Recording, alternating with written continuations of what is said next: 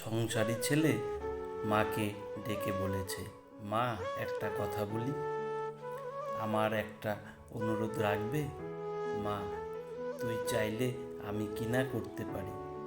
বল, তোর সব কথা আমি রাখবো। তোমার বৌমা বলেছিল তোমার তো বয়স হয়েছে, এখন তো তোমার শরীরে একটু বিশ্রাম প্রয়োজন, আর এই বাড়িটা তো খুব একটা ভালো নয়। ছোট্ট ঘুপাচি তোমার, তোমার কাশিটাও বেড়ে গেছে, আরও তো ডায়াবেটিস আছে, হার্টের সমস্যা, হাড়ের সমস্যা, আরও কত কি। মা, হ্যাঁ রে, মনে হয় আর বেশি দিন। আহ, থাম তো মা, তোমার সব সময় দেখাশোনার জন্য কাউকে রাখতে হবে। আচ্ছা, তোমাকে তাহলে গ্রামের বাড়িতে, না না, ওই যে বৃদ্ধাশ্রমে স্পেশাল ব্রাঞ্চে ভর্তি করালে কেমন হয়? এটাই বলেছিল তোমার বৌমা। এখানে অনেকে থাকবে তোমার মতো, আমাদের সাথে গল্প করতে পারবে, আর এ বাড়িতে তো কেউই নাই। আমি ব্যবসায় দৌড়াচ্ছি, তোমার বৌমা অফিসে, আর মিঠু তো সারাদিন স্কুলে।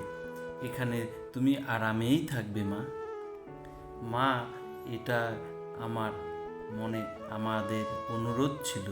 আচ্ছা, তুই চাইলে তাই হবে। থ্যাঙ্কস মা। আচ্ছা, কালকে বিকেলেই কিন্তু তাহলে ওখানে যাচ্ছ, তোমার ব্যাগ গুছিয়ে রাখবে। পরের দিন অস্বস্তিকর জামে আটকে আছে মা ছেলে। নীরবতা ভাঙলেন মা। বাবা, ওখানে আমাকে দেখতে যাবি তো?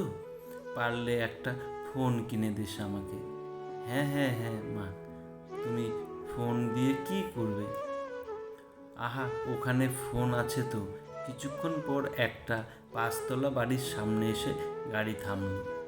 আবার বেশ কিছুক্ষণ নীরব থেকে এবার ছেলে বলে উঠল, নামো মা, এটাই তো এই বৃদ্ধাশ্রম।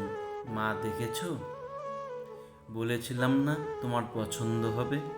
আমার জন্য দোতলার দক্ষিণের ঘরটা বুকিং করে রেখেছি। কলিং বেল দিতেই দরজা খুলে, হ্যাপি বার্থডে টু ইউ মা। দরজা খুলতেই চমকে গেলেন মা। আরে, এ তো তার একমাত্র নাতি, আর বৌমা বিশাল একটা নিয়ে দাঁড়িয়ে আছে। এত বেলুন আগে কখনো দেখেনি, এত আয়োজন, কেউ তাকে জন্মদিনের শুভেচ্ছাও জানায়নি। আরে, ওই তো তার 2 মেয়ে আর তাদের জামাই দাঁড়িয়ে তাদের ডেকে এনেছে। আর পাগল ছেলে, হ্যাপি বার্থডে মা, তুই অনেক বড় হয়ে গেছিস। কিন্তু এটা কার ঘর? বাড়ির ফলকের নাম দেখনি? বাবার নামে রেখেছি। মা, পুরো বাড়িটাই আমাদের। এবার তুমি আরামে থাকতে পারবে মা। তুই না এমন কি কেউ করে? কান্না ভেজা চোখে চোখে জোরে জোরে মাথা নাড়ছেন, আনন্দে কথা বলতে পারছেন না। পার্টির শেষে ঘুমাতে যাবে এমন সময় পিছন থেকে মায়ের ডাক। হাতের ব্যাগটা আতিপাতি তুঝে একটা কৌটো বের করে ছেলের হাতে ধরিয়ে দিলেন। এটার আর দরকার হবে না। ইঁদুরের বিষ, চিন্তা করেছিলাম বৃদ্ধাশ্রমে রেখে আসিস, তাহলে সেই দিন খেয়ে নেব। ধুর মা, কি যে বলো। এটাই তো, এসব আমি কাল রাতেই পাল্টে ক্যালসিয়ামের ওষুধ রেখেছি, তুমি ঘুমাও। আমার আজ আর কিছুই চাওয়ার নেই। আর কিছু না হোক, তার ছেলে অন্তত মানুষ করতে পেরেছি। সে যা, আজকের ঘুমটা সত্যিই আরামের হবে। ঘুমের ওষুধ খেতে হবে না। অনার্স পাশ করেও এক যুবক দীর্ঘদিন ধরে চাকরি পাচ্ছে না। হঠাৎ একদিন চিড়িয়াখানায় তার একটা চাকরি হয়ে গেল। চিড়িয়াখানাটা একটা হঠাৎ করে বাঘ মারা যাওয়ায় খাঁচাটা শূন্য করে আছে।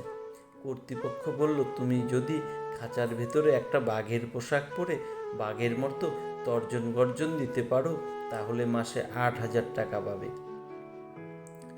বেকার ছেলেটা তাতেই রাজি। রোজ চিড়িয়াখানায় খোলার আগে সে বাঘের পোশাক পরে খাঁচায় ঢুকে পড়ে। দর্শক এলে তাদেরকে তর্জন গর্জন করে নানা কায়দা কুশরত দেখিয়ে ভীষণ আনন্দ দেয়। দেখতে দেখতে চিড়িয়াখানার দর্শক বেড়ে গেল। বাঘের খাঁচার সামনে বিরাট ভিড়। চিড়িয়াখানা কর্তৃপক্ষ খুশি হয়ে বেতন বাড়িয়ে দিল। ভালোই চলছিল দিন। হঠাৎ একদিন হলো বিপত্তি। বাঘের খাঁচার পাশেই সিংহের খাঁচা। একটা লোহার জালে বেড়া। একদিন সেই বেড়া ধরে লাফাচ্ছিল। লাফিয়ে নেচে কুদে মজা দেখাতে গিয়ে পুরনো বেড়া ভেঙে সে গিয়ে পড়ল সিংহের খাঁচার ভেতর। এখন কি হবে? পৈতৃক প্রাণটা বুঝি আজ সিংহের হাতেই গেল। ভয়ে যুবথুবু হয়ে খাঁচার এক কোণে বসে দরুদ পড়তে লাগলো বেচারা। এদিকে সিংহটাও এখন চুপ করে বসে থেকে ধীরে ধীরে উঠে দাঁড়ালো। তারপর আস্তে আস্তে এগিয়ে আসতে লাগলো তার দিকে। ভয়ে তো তার প্রায় হার্ট অ্যাটাক হওয়ার মতো উপক্রম।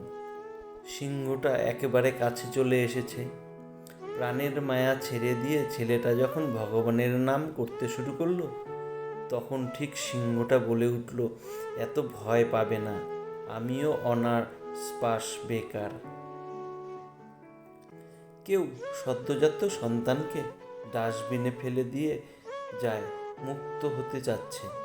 কেউ একটা সন্তানের জন্য সারাটা জীবন হাহাকার করছে। কেউ বছরে কতজন ভালোবাসার মানুষ বদলে ফেলেছে। কেউ আবার তার ভালোবাসা মানুষের জন্য বছরের পর বছর অপেক্ষা করে চলছে। কেউ দামি শাড়ি হাতে পেয়ে তবুও খুশি নয়। আবার কেউ তাঁতের নতুন শাড়ির গন্ধ বারবার শুকছে।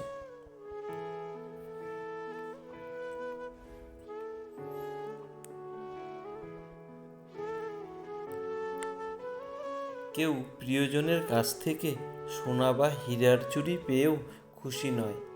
কেউ প্রিয়জনের কাছ থেকে পাওয়া কাচের চুড়িতেই স্বর্গের সুখ খুঁজে পাচ্ছে। কেউ লাখ টাকার ডাইনিং টেবিলে বসে তৃপ্ত সহকারে খেতে পারছে না। কেউ পেঁয়াজ কাঁচা লঙ্কা দিয়ে গোগ্রাসে পান্তা গিলছে। কারোর দামি খাটে শুয়েও ঘুমের ওষুধ খেতে হচ্ছে। কেউ আবার হিমেল হাওয়ার অঘরে ঘুমোচ্ছে। কারো পড়ার টেবিলে নতুন বইয়ের সমারোহ হোক, কিন্তু পড়ার ইচ্ছে নেই। কেউ আবার পুরাতন বইয়ের দোকানে চষে বেড়াচ্ছে পকেট খালি বলে। কেউ বিলাসবহুল গাড়িতে বসে সন্তানগুলো মানুষ হলো না, রাখতে পারবো তো। কেউ পায়ে হেঁটে পথ চলছে আর মনে মনে ভাবছে, সন্তান তো মানুষ করতে পেরেছি, ভগবান চাইলে ওরা নিজেরাই নিজের জীবনটা গড়ে নেবে। কারোর দামি গাড়ি থাকছে রাতের গভীরে নিষিদ্ধ পল্লীতে, ঘরে অপেক্ষায় স্ত্রী দীর্ঘশ্বাস ফেলছে।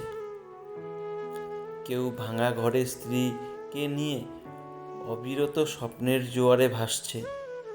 কেউ ভাবছে আর কয়েকটা দিন ডিভোর্স পেপারে সাইন করলেই মুক্তি। কেউ কেউ আবার একটা সম্পর্ক টিকিয়ে রাখার জন্য অবিরাম যুদ্ধ করে চলছে। নানান রঙের মানুষ বিভোর, নানান স্বপ্নের জীবন এঁকে বেড়ায় সাদা কালোর আলপনে। আসলে এটাই বাস্তবতা। সুখ এবং শান্তি সর্বদাই আপেক্ষিক। কারো সব থেকে সুখ জিনিসটাই নাই, আবার কারো বাকি সব না থাকলেও সুখটা আছে। সমাজ মানে কি?